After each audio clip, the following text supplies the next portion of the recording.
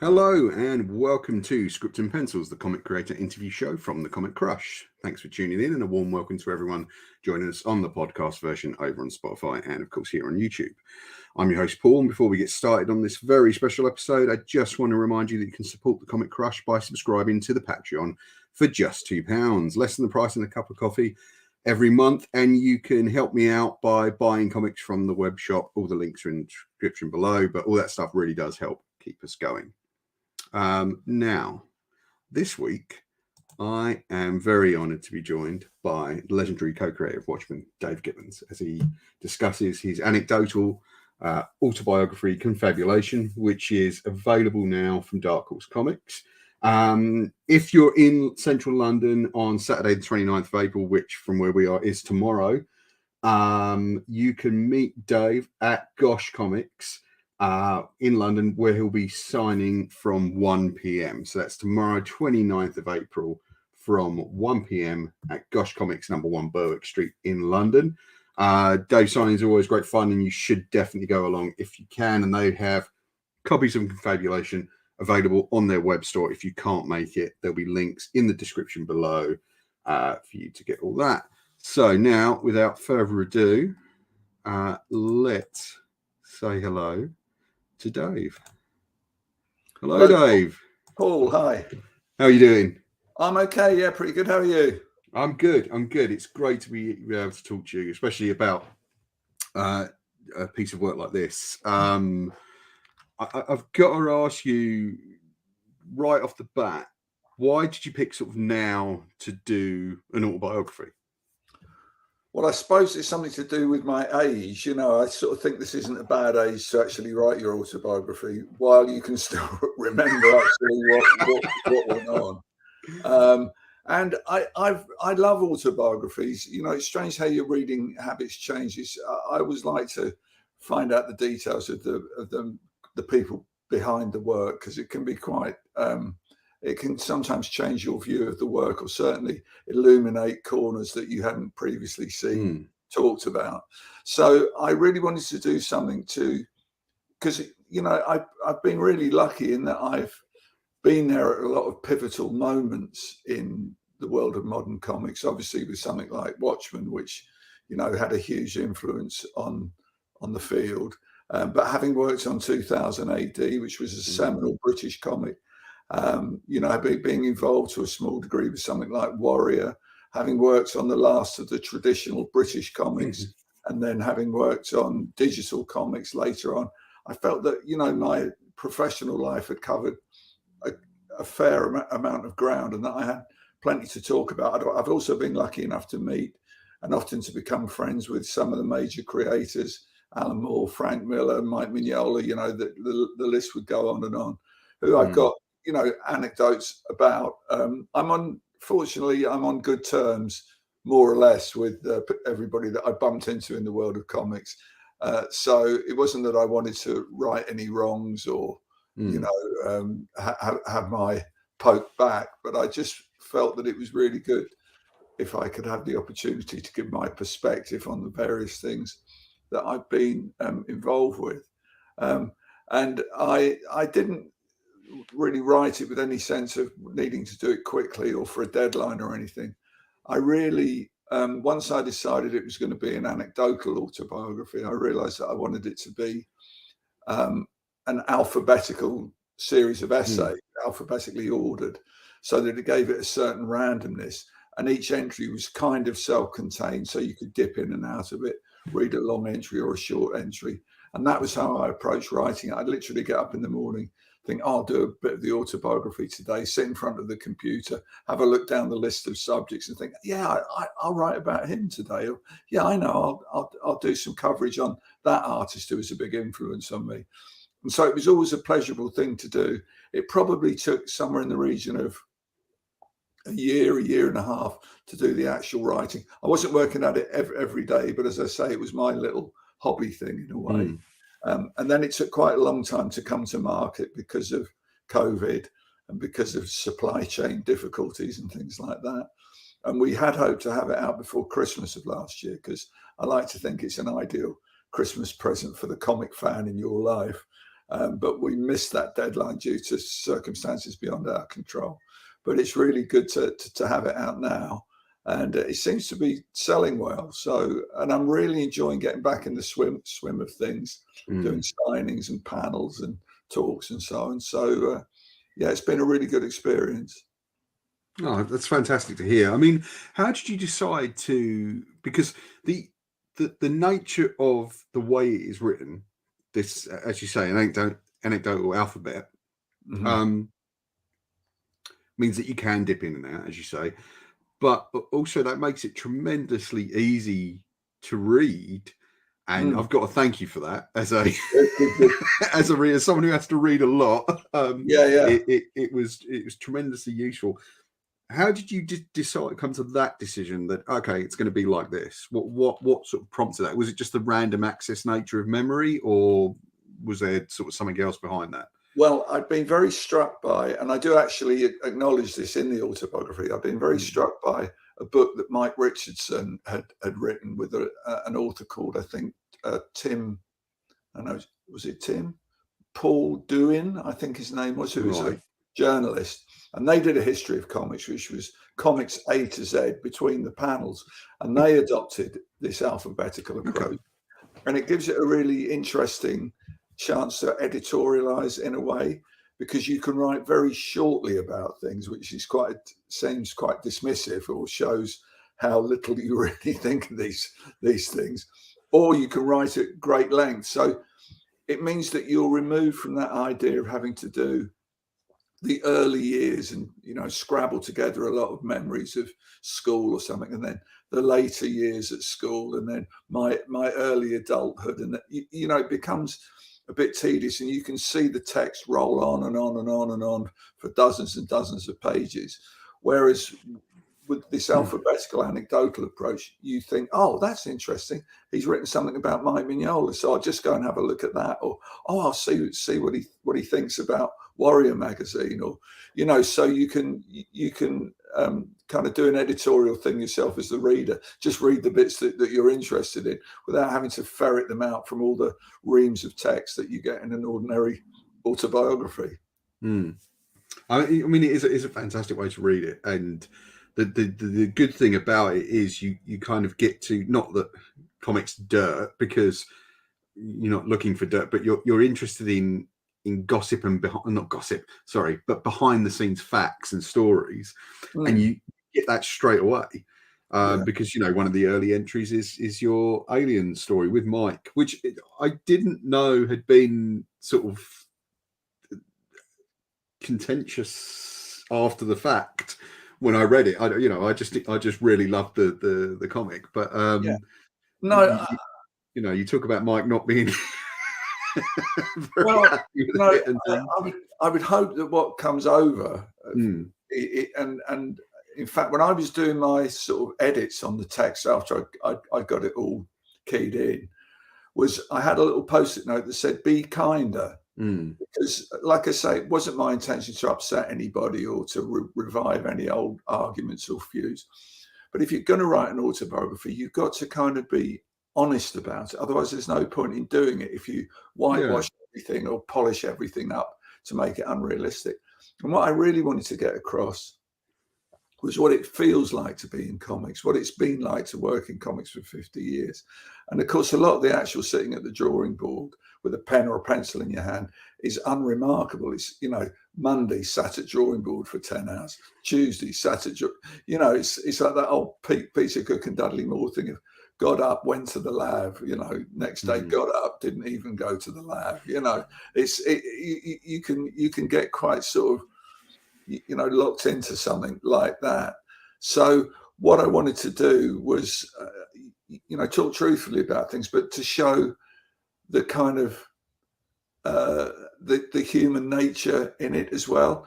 I was quite worried that I might upset people, but a friend of mine said, if you read the stories, you'll notice that actually you're the butt of most of the stories. It's normally an example of me being a bit arrogant, or me being a prima donna, or me misunderstanding something, or me, kind of in the situation where the road to hell is paved with good intentions.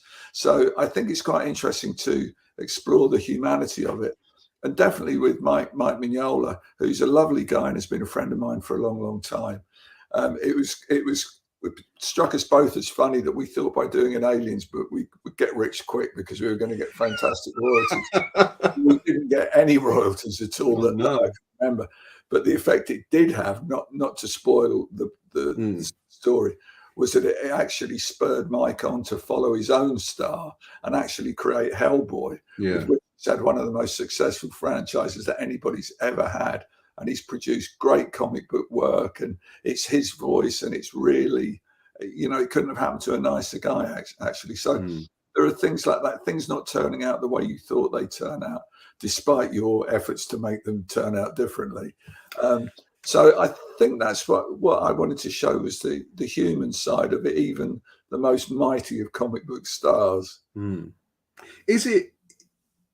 I mean, there must be an element of hurt though when it doesn't kind of pan out the way you hoped it had. I mean, the Aliens book again is just an example, but it certainly is a book that deserved the attention because it's a gorgeous book. But when you have an unhappy collaboration, when the book doesn't kind of strike with the public, how do you deal with that as a creator? Well, you obviously have to be aware of the audience. I mean, I think that's the first thing that I would say, is that we are in the entertainment business and we have to be aware of the audience and, produce something that you hope there is an audience for, because otherwise, why bother doing it? I mean, it's a fine... The one thing I would say that I've never done in my career is to chase the money. I've turned down lots of really high-paying gigs and not really regretted it. I've done lots of things that I haven't got paid very much for and thoroughly enjoyed it. And generally, if you enjoy doing it, it's going to turn out well, and it's probably financially going to do quite well, or at least it's going to be worthy of reprinting in a few years, just because it does stand out as being something that's got some value to it. But I mean, I've been very, very lucky because both as an artist and as a writer, I've collaborated with some of the greatest talents in comics. I mean, Alan Moore, Frank Miller, Jose Luis Garcia Lopez, Steve Rude, Mike Mignola, we've already mentioned, Pat Mills. I mean, I'd hate to leave anybody out, but I can't off the top of my head think of any collaboration that I came away feeling really bad about. Because of the way life goes, things sometimes go along and don't perhaps have the joy that they originally had, or things happen that rather eclipse what went before. But by and large, I've been very lucky in the collaborations I've had. And the thing I love about comics is collaboration. I've done very few things where I've just written and drawn it, because I like firing ideas at someone else. I once described it as like being in some sort of insane tennis match where you just want to keep the game going. So you whack the ball back, give the other guy a bit of a challenge, and he whacks it back and gives you a bit of a challenge. And you have a good game and everybody watching it enjoys it. I think if I found myself in a very unhappy collaboration, I would just end the collaboration because life's too short. I do also take the point of view that it's quite often these things are just another day at the office. You have a bad day at work, you have a conversation that you regret or you wish hadn't happened, or things don't turn out the way you thought, or the money isn't there, or something like that. But I think, to be able to walk away at the end of the day and just leave it on the drawing board, it's a good thing to do, not to let things fester and not to let things, bring you down, really.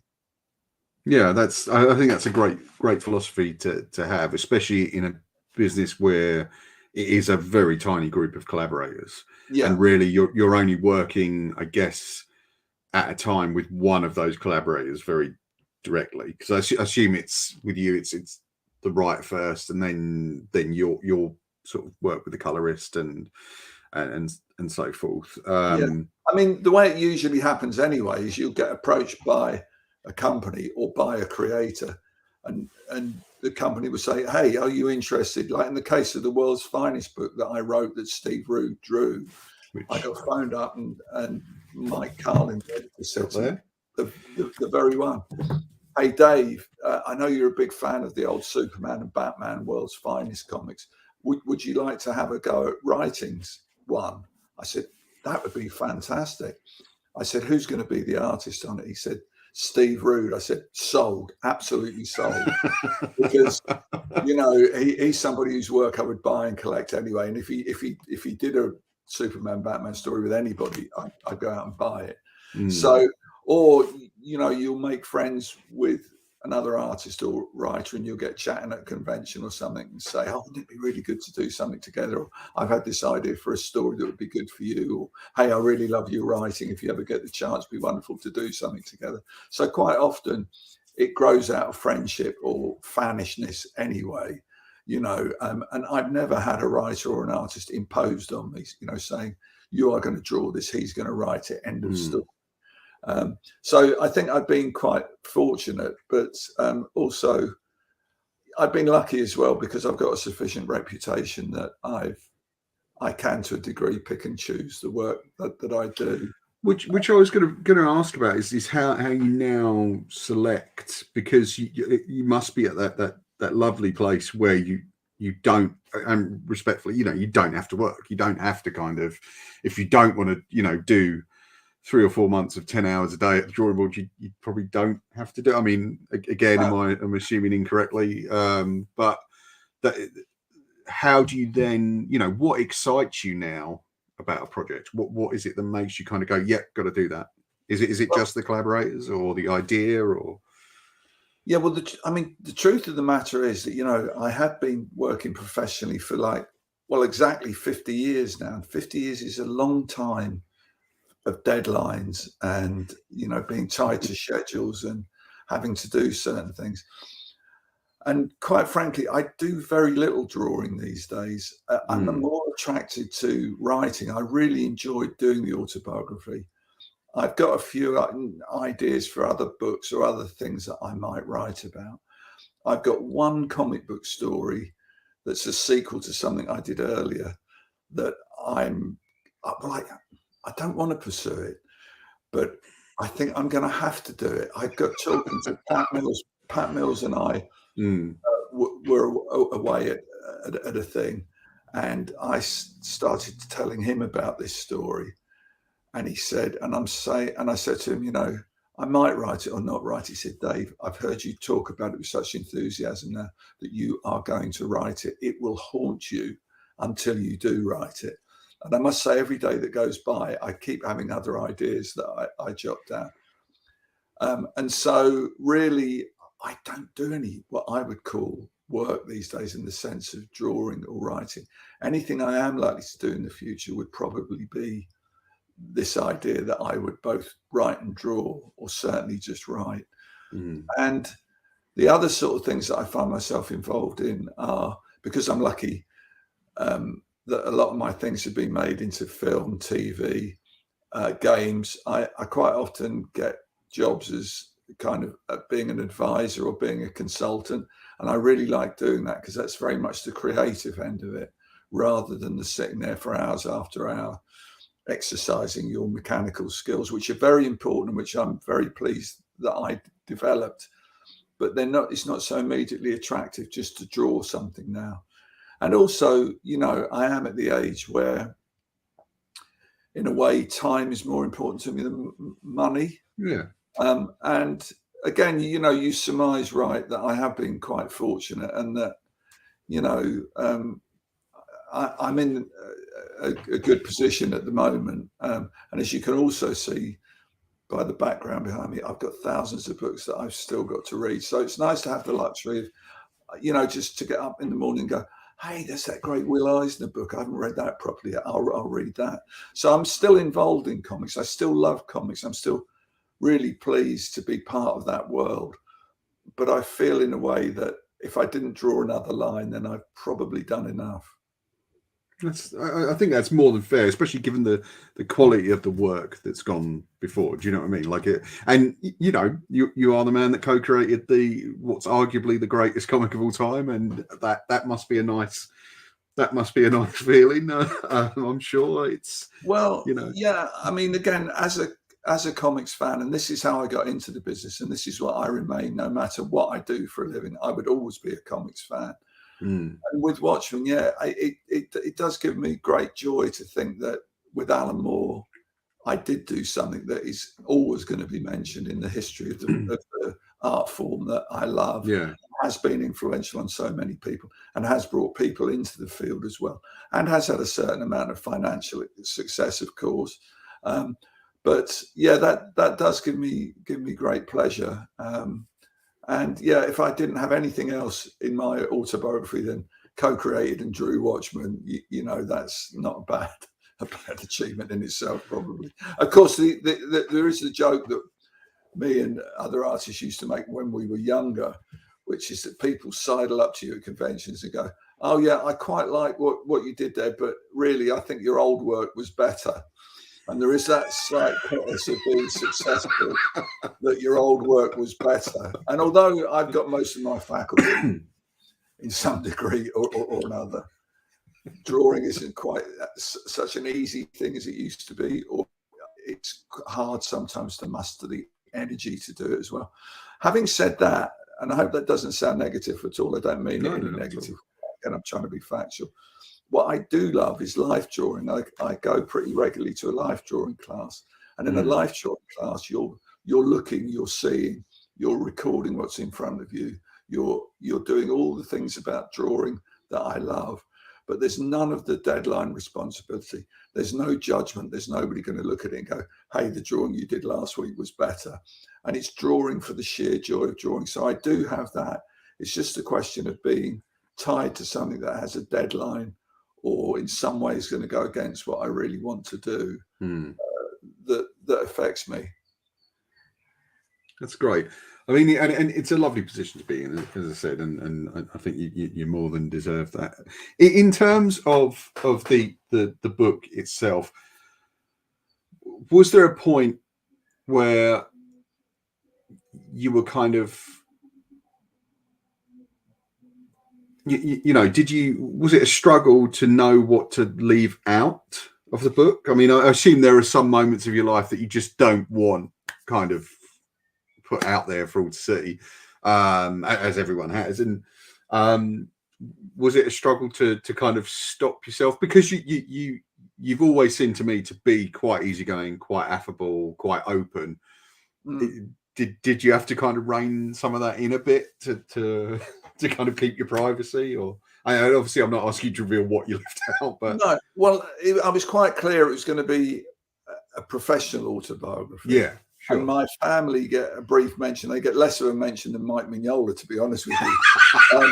I'm sure Mike's happy with that. Yeah, but you know, it's of some interest to know when I got married or what kids I've got, or stuff like that. So I did put in an entry about that, and obviously they make an appearance in my family makes an appearance in some of the anecdotes. But I was pretty clear that it was a professional thing for people who are interested in comics, or who want to know what it's like on a day-to-day or a year-to-year thing to draw comics. Or the question I always get asked: what's it like to work with Alan Moore? To try and give a feeling of what it felt like. And so I didn't censor myself. I didn't see any point in telling nasty stuff. I mean, I haven't had nasty experiences. I mean, there are all sorts of rumors and things that go around, and there are misunderstandings, and people get their nose put a bit out of joint.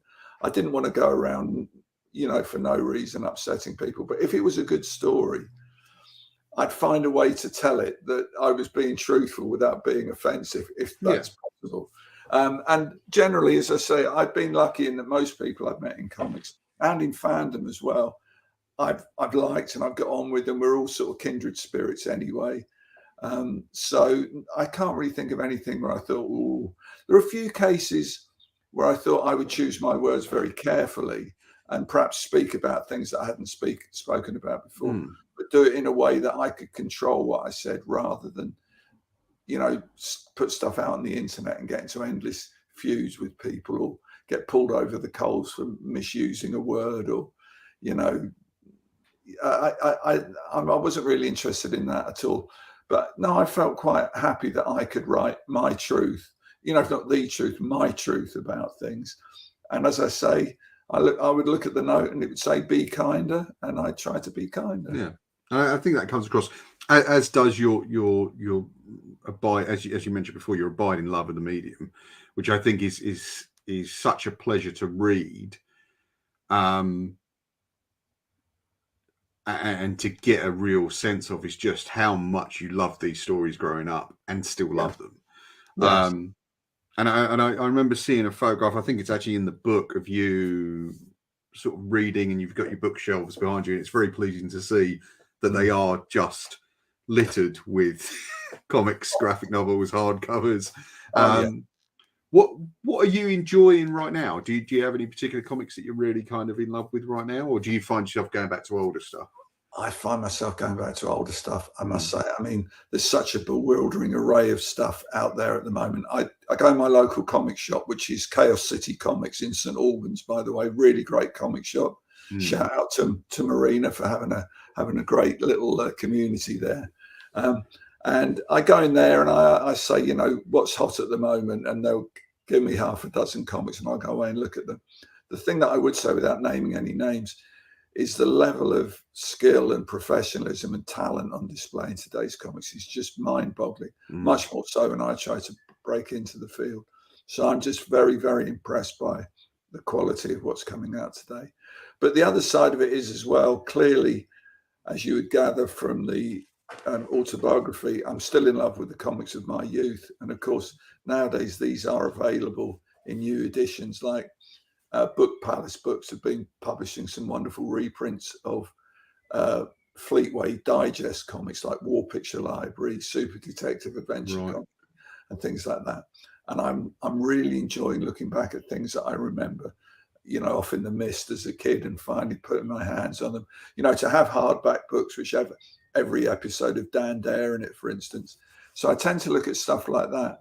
I'm also always been really interested in books on drawing and anatomy, and you know, I love a really well-written technical manual and things like that. So I can't really say, or I wouldn't like to pick out anything at the moment that I think is exceptionally good. Although one thing I do really like is a comic called Firepower by Chris Somney and Robert Kirkman. I adore it. Yeah, it's fantastic. It's kind of a timeless way of drawing. And it's just so skillfully done that's something that jumps out at me, and that I would go into the comic shop and say, is there a new issue of that out? But yeah, I do. I suppose it's what a lot of us tend to do as we get older. We tend to be reassured by the warmth of the things that are more familiar to us. I mean, I always find myself going back to some of your stuff, and especially the other, you know, one of the other great Alan Moore collaborations that you did, which is the Man Superman, the Man Who Has Everything, which is arguably one of my all-time favorite comics. Again, like you've created so many of those, and I'm really grateful that you did. In terms of working with Alan, what's it like when you're getting those script pages? I mean, did it make you nervous about creating for that level of writing? Because obviously you can meet that with your level of art, which is gorgeous. But what was it like reading that stuff for the first time? Was I intimidated by it? Yeah, like what? I mean, well, no. You know, it's funny. It's the arrogance of youth. It's the fearlessness of youth, I think. And remember that when we did those things, we were just another couple of comics collaborators. We weren't the guys who did Watchmen, with all the expectation that goes along with that. You know, Alan's of a similar age to me, a bit younger than me, of a similar background, of a similar taste in kind of mainstream comics, or he was at the time anyway. And it was just like a wonderful chance. Oh boy, they're going to let us do Superman, and it's our opportunity to do it the way we always wanted. It's being given the stage in a way. And I kind of, I had, and I still have, huge admiration for Alan's talents as a writer. And he certainly, you know, gave you stuff to draw that might have been time consuming or difficult. I say difficult, I don't really mean difficult. I mean, you had to do a lot of work to get the effect and not just knock it off. The fact that it was so skillfully written meant that you wanted to do that again, to go back to my ridiculous tennis metaphor, that because Alan had played a blinding stroke, you weren't going to go, oh my God, I can't hit the ball. You're thinking, okay, here it comes back at you, you know, and here it comes back at you. So you were both, I don't know, I'm probably not putting this very well, but it was a chance to be involved in something that you really enjoyed and was kind of like a dream come true. And not think, oh my God, this is a really complicated picture to draw. Am I going to be able to do it? So at the time, no, I had no misgivings at all. My memories of doing that Superman story were just the thrill of working on that character with such a good writer for an editor whose work, you know, frames so much of my taste, Julius Schwartz. So I can only think of it as a you know, pleasurable experience. And of course, there is the other thing. If you get given a script where the writer has knocked it off, it makes you think, well, this isn't very good. I don't know if I can be bothered. And in that case, what I would revert to is, look, I don't like this script. There's nothing I can do to make it worse. So I'll just do whatever I feel like doing. I'll try out a new pen, or I'll make every picture 6 inches square, or I'll make it all in grey, or do something just to give you an interest in it. And yeah, it's always a challenge, but it's good to be able to play a game with people who can play the game sort of as well as you can, I think. And is there ever a moment as you're drawing this stuff where, whether it's Watchmen or whether it's, you know, The Man Who Has Everything, where you might sit there and go, well, there might be a moment of realization where it's like, oh, I'm now drawing what will turn out to be one of the best stories of all time, or the greatest comics of all time? Or is it just not just another comic, but you don't think in those terms? I mean, did you ever think in terms of shape of career and stuff like that as you were doing that earlier stuff? No, I mean, in retrospect, and when I look back, say with the autobiography, I think, well, really, I have had a good career, and I've had a long career, and I've worked on stuff that I can still be proud of. Whereas in times past, people to make decent money had to really hack stuff out and, you know, do work which they perhaps weren't too keen on. I mean, there's things I've done that I look back and I think, oh, I knocked that panel off a bit quickly, or I could have thought a bit more about the perspective there, or that anatomy is really bad. But by and large, I've been so enthusiastic about the material that I'm working on that's really kind of carried me through it. You know, I must say that you never, when you're almost by definition, when you start to work on something, it's going to be the best thing you ever do. Because if it's not going to be the best thing, what's the point in doing it? You know, make it the worst thing you've ever did, or the most mediocre thing you've ever done. So you all start off with high expectations. And of course, along the way, it just becomes work, and it becomes the technical and practical difficulties of drawing it in time. So it gets lost a bit, that thrill of working on things. But I think in the case of something like Watchmen and The Man Who Has Everything and stuff I did with Frank Miller after that, I was just at the right point where I honed my skills, but I still had that enthusiasm of youth and of fannishness. And I think if you can do work in that sweet spot, other people are going to respond to it, because they can see that there are people enjoying doing it, that there are people who are taking an extra pride in doing it because they love this stuff as much as you do.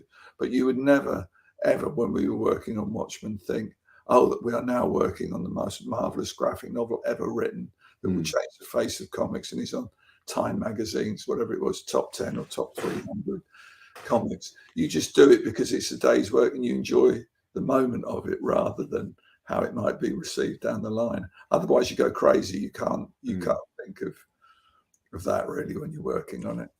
And do those sorts of successes make the things that come after difficult in terms of your own expectations? Or yeah, I mean, in terms of your own expectations and other people's expectations as well. And you know, you go through phases in your career where you're more or less pleased with the work that you actually do.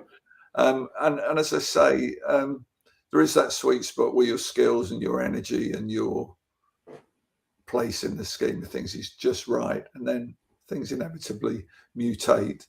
But you know, when I first got into comics, I wanted to both write and draw them. As it turned out, I spent a lot more time drawing comics than writing them.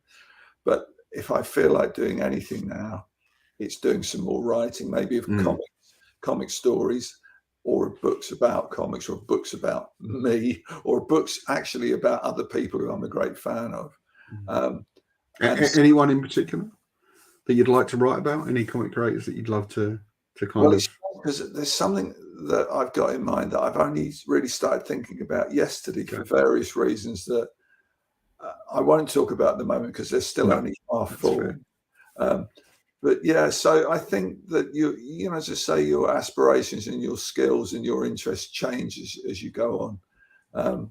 And certainly I feel that I've drawn enough ears, or I've drawn enough planets, or I've drawn enough people jumping out of windows, you know, for one lifetime, and maybe now I'm going to write about them. And the weird thing I find with writing as well is it's mainly about the idea and letting the voice flow. That technically, if you've got the right word or the right sentence or the right juxtaposition, it's the right one. There's something about drawing that it's always completely malleable, that there's an infinity of possible lines you could draw, an infinity of different details. And to that degree, it's a much greater craft challenge, I find, than writing. And I'm actually more interested now because my craft, I've displayed my craft there when it was at its peak. I'm rather more interested in creating things where craft isn't so much of a concern. Does any of this make sense, or is it the kind of meanderings and misgivings? No, absolutely. Like you fully get that sort of feeling and the kind of movement of a career over you know, what's a fairly long span.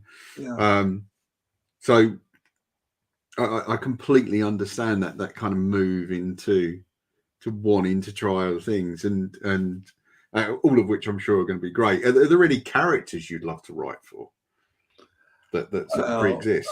I mean, or are you sort of intent on, or you want to create your own things as with like the originals and things like that?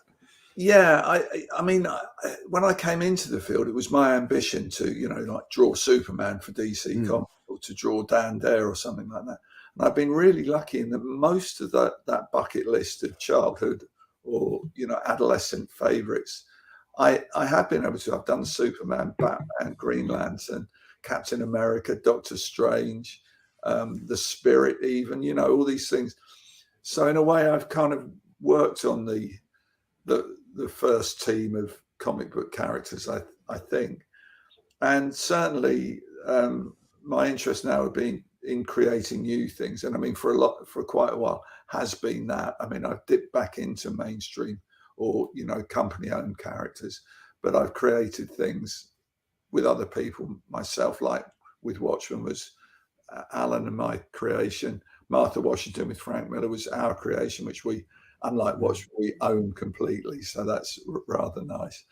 And I think that it seems to be a sensible general career path to make a name for yourself in mainstream comics and then take your readers with you into other things you want to do. And most of your fans are up for this. They're interested in what you do rather than in a particular character, which is a complete switch from the way it used to be, which was that if you got a job drawing Superman, you were made for life and you would stick drawing Superman as long as they gave you scripts.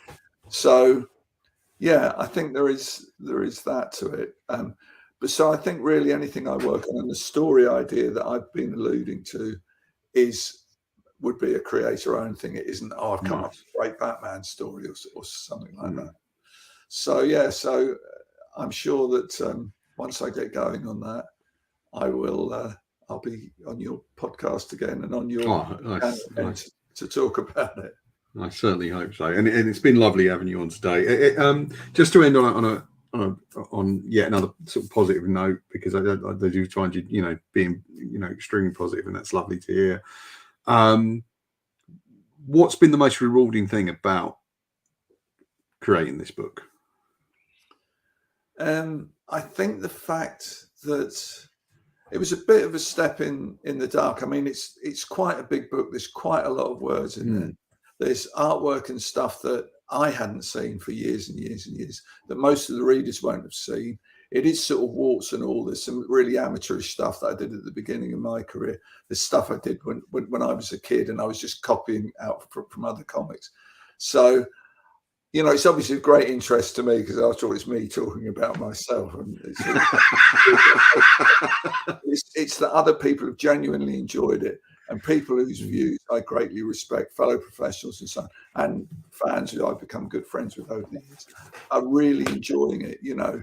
And they really kind of get it. They said, in fact, I gave a shout out to Chaos City Comics and Marina earlier on. She said to me when she read it, she said, Dave, it was great. It was just like sitting next to you in the pub and hearing you tell your stories about comics.